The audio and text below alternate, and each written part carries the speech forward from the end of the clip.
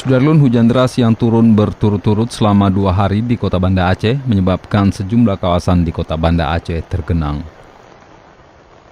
Ketinggian air diperkirakan dari 0,5 meter sampai 1 meter. Bahkan sebagian besar jalan protokol dalam wilayah kota Banda Aceh tergenang.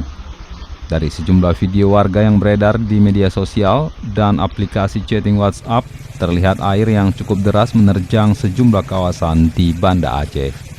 Dari penelusuran Serambi TV, banjir yang menerjang kota Banda Aceh membuat sistem drainase tidak mampu menampung debit air di samping Krung Aceh dan Krung Daroe yang membelah kota juga meluap di beberapa titik, sehingga membuat sebagian besar kampung di 9 kecamatan dalam kota Banda Aceh banjir. Karena itu masyarakat diingatkan untuk meningkatkan kewaspadaan dan terus bersiaga bila sewaktu-waktu hujan kembali turun dalam intensitas yang tinggi dan deras. Dari Banda Aceh, Misran Asri, Serambi On TV.